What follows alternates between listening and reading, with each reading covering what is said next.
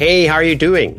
I'm Vasco Duarte, your host on the Scrum Master Toolbox podcast, and I've got some exciting news.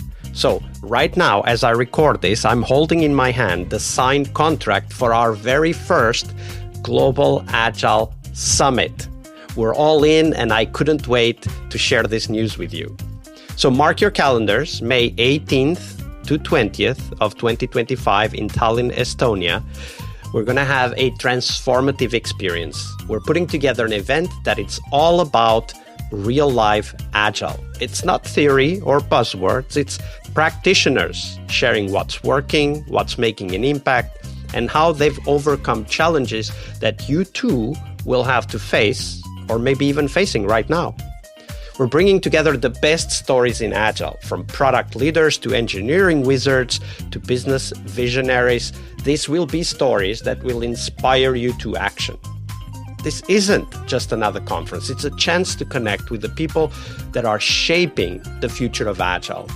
And here's the best part. Right now, we're in our super early bird phase. And that means you can grab tickets at just 25% of the final price. Look, that's not just half off. It's half off of the half off. It's an incredible deal for our dedicated community members, just like you, listening to this right now. So at the summit, day one will be all about hands-on workshops. And days 2 and 3 will dive into leadership, product strategy, coding, testing, and everything that makes Agile thrive in organizations right now. Remember, these are all first-person, real-life stories. Now, whether you're a leader, a developer, or part of a consulting company, this event is built to take your Agile game to the next level. So don't wait. Go to globalagilesummit.com and grab your ticket today. Let's all make 2025 the year Agile truly transforms your teams, your business, and our industry. I'll see you all in Tallinn. And remember, go to globalagilesummit.com and get your super early bird ticket right now. It will only be available until the agenda is announced. So don't wait. Grab it right now. Right, now that that's out of the way, on to the episode. Hello, everybody. Welcome to our Friday TGIF and Product Owner episode this week with Ville Reijonen. Hey, Ville, welcome back. Thank you, Vasco. So Friday is, of course, Product Owner. And we know that there are some awesome, amazing product owners, but there are also some difficult ones. And we'll start with that. So Ville, share with us what might have been potentially the worst product owner anti-pattern you've witnessed in your career.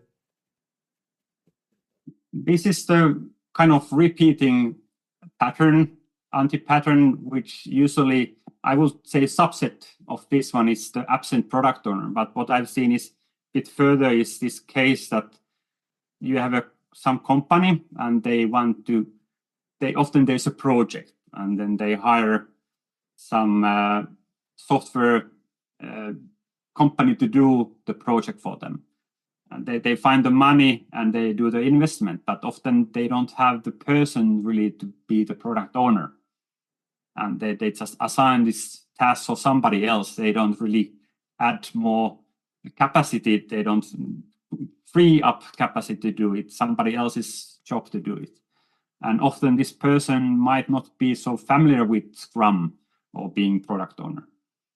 And they have their own day-to-day work on top of this project leading or product ownership they are doing.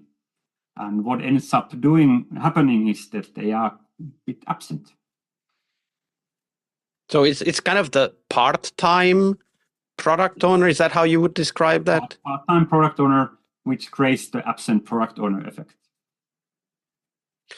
One of the things that I like, so first, I totally see this, and this is actually very common, especially in companies that, for example, hire a subcontractor to develop the actual software.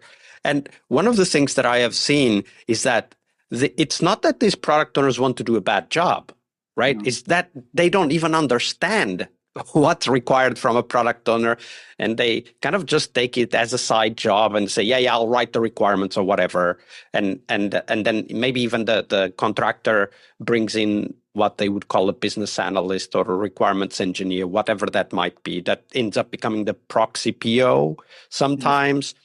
So when you're working with these part-time POs, like how do you help them to understand their role in a way that doesn't necessarily force them to be a full-time PO, because it might not be possible at all, but that helps them to bring the essence of the product owner role to the team when they do interact with the team?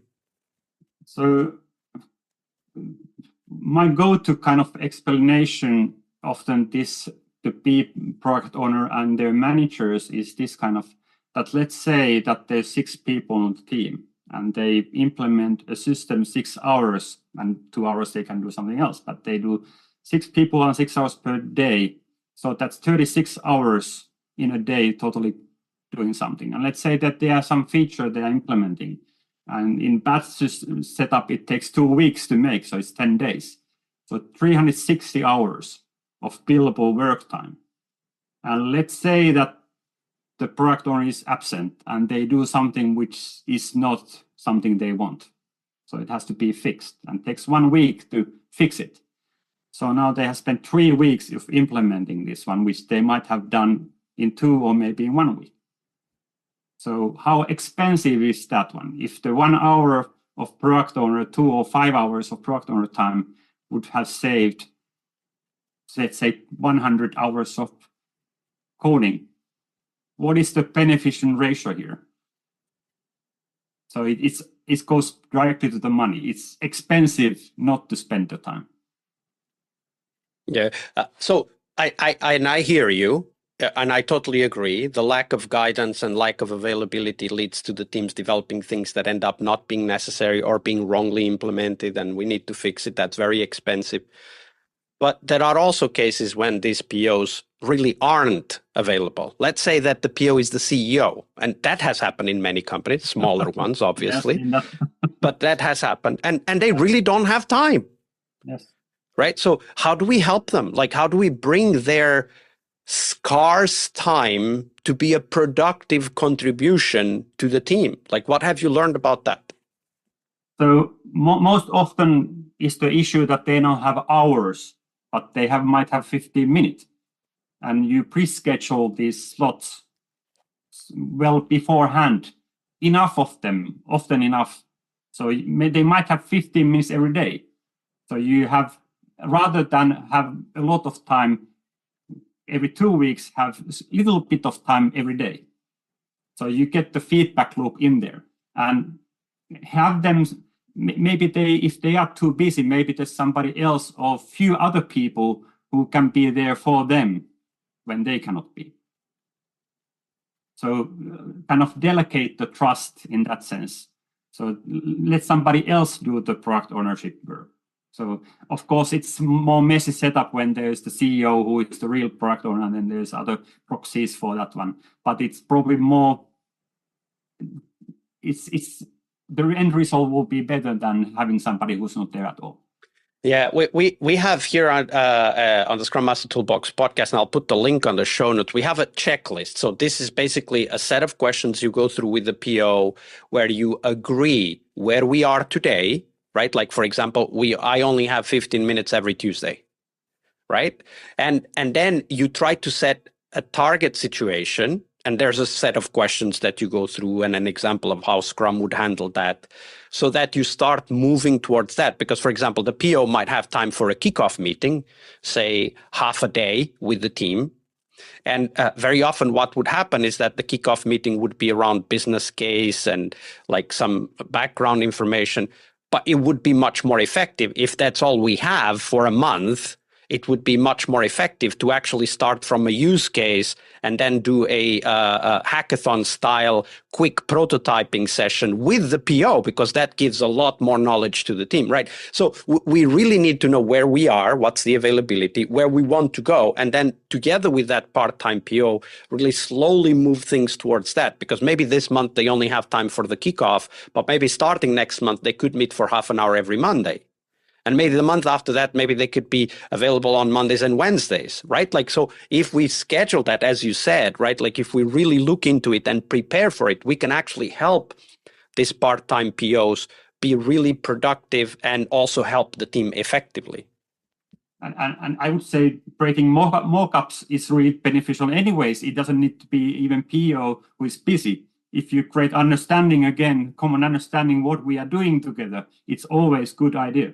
So mock-ups are great for that one, as long as you don't go too far with them. So you think it's the full system is now mock-up, we are done. All right, but that's an anti-pattern, but there's some amazing POs out there as well, Ville. So share one of those with us, the best product owner you've ever worked with. How did they work? It's a personal skill in this case that this person was talking with everybody and sharing information, small nuggets of gold to every direction. So you could say plant seeds. You never know which is going to grow and which one is not. But this person was heavily communicating everywhere. And that created a lot of understanding of the system we were creating and understanding where we are and what are the problems. Just information. I have been working in media companies and many other places, and I haven't never seen a company where they would say that we communicate too much. So they might say we have too many meetings. That's for sure. It's not about the meetings, about the communication, the quality of the communication. So one of the things, one of the characteristics you shared was that this PO was sharing nuggets of information in different directions. I imagine also collecting feedback from different directions. What other patterns did this PO use to really, boost, to really amplify that communication impact? So this was a regular thing. He had a lot of one-to-ones meetings with were like every 2 weeks, every month with people. So he didn't arrange meetings when necessary. He had always meetings to see if there's something necessary. So he was proactive. Definitely proactive.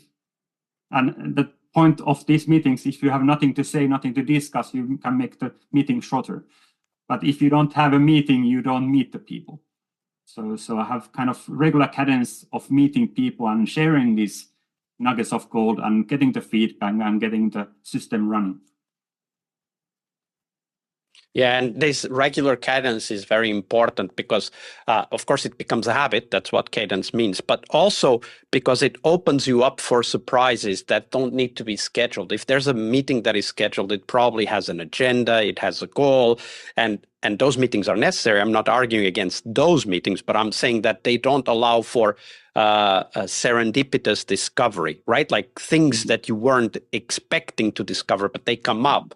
But when you have regular conversations, we call it the water cooler effect, you will be surprised. And those surprises are, in fact, the level of surprise is the amount of information you got, right? The more surprise, the more information you got. And when there's no surprise, there's no information, right?